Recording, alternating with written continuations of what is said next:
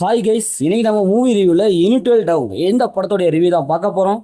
இந்த படம் இப்போ தமிழ் டப்பில் அவைலபிளாக இருக்குது. மறக்காமல் செக் அவுட் பண்ணி பாருங்கள். 2015 வருஷத்தில் யூனிட்வெல் டவுன் அப்படிங்கிற ஒரு வீடியோ கேம் ஒன்று வந்தது. இந்த கேமை மையமாக வச்சு ஒரு சர்வைவல் ஹாரர் த்ரில்லர் படமாக இதை எடுத்திருக்காங்க. இப்போ இந்த படத்துடைய கதையை பார்த்தலாம். இந்த படத்துடைய ஹீரோயினையும் அவங்களுடைய தங்கச்சி காணாமல் போயிடுவாங்க. எங்கன்னா ஒரு அடர்ந்த காட்டு பகுதியில், ஒரு பள்ளத்தாக்கு பகுதியில் காணாமல் போயிடுவாங்க. இப்போ ஹீரோயினி அவங்க ஃப்ரெண்ட்ஸ் 4 பேர் இவங்களாம் சேர்ந்து எப்படியாவது தொலைஞ்ச போன தங்கச்சியை தேடி கண்டுபிடிக்கணும் அப்படின்னு சொல்லிட்டு அந்த காட்டுக்குள்ளார போகிறாங்க. இவங்க போய் ஒரு வீட்டுக்குள்ளார போகிறாங்க. அதாவது வண்டியை அந்த வீட்டில் பார்க் பண்ணிட்டு அந்த வீட்டுக்குள்ளார போகிறாங்க. அங்கே போனதுக்கப்புறம் அது ஒரு டைம் லூப்பில் கொண்டே விடுது.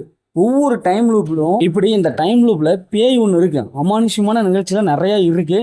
இந்த டைம் லூப்பில் இருந்து எப்படி இவங்க தப்பிக்கிறாங்க, ஹீரோயினி தன்னுடைய தங்கச்சியை தேடி கண்டுபிடிச்சாங்களா இல்லையா, இறுதியில் என்னாச்சு அப்படிங்கிறது தான் இந்த படத்துடைய ஒன்லைன். இப்போ இந்த படத்துடைய பாசிட்டிவ்னு பார்த்தாவே ஒரு டைம் லூப்பு, பேய் அப்படின்ட்டு நம்மளை ரொம்ப பயமுறுத்தியிருக்காங்க. ஸ்க்ரீன் பிளே பொறுத்தளவுக்கு ஃபர்ஸ்ட் ஆஃப்லேருந்து கடைசி வரைக்கும் அந்த திகில், சரியான ஒரு திகிலை கொடுத்துருக்காங்க. சீட்டோட நுனியில் உட்கார வச்சுருக்காங்க. ஏன்னா அந்தளவுக்கு படம் படு ஸ்பீடாக படு பயங்கரமாக இருக்குது. படத்தில் நடித்த எல்லாமே சூப்பராக பர்ஃபார்ம் பண்ணியிருக்காங்க. குறிப்பாக விஎஃப்எக்ஸ் காட்சிலாம் சும்மா அல்டிமேட்டாக இருக்குது. தமிழ் டபுள்யூஎஸ் நீட்டான ஒரு தமிழ் டபுள்யூஎஸ் கொடுத்துருக்காங்க. அந்த அடர்ந்த காடு, அப்படியே படு பயங்கரமான அந்த மியூசிக், பிஜிஎம், அந்த லொக்கேஷன்லாம் பார்க்கும்போது நமக்கே ஒரு பயத்தை ஏற்படுத்துது. ஏன்னா அந்த அளவுக்கு லொக்கேஷன் செட் பண்ணி எடுத்திருக்காங்க.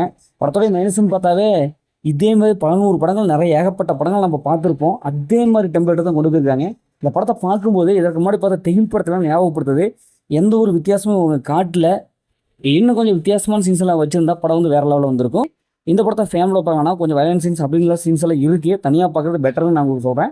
முதல் தப்பராக இருக்குது, சூப்பராக சும்மா இருக்கலாம். இந்த படம் ஒரு ஒன் டைம் வச்சு தான் நான் உங்களுக்கு சொல்கிறேன். ஓகே, இதேமாரி அடுத்து ஒரு புதிய மூவியில் சந்திப்போம்.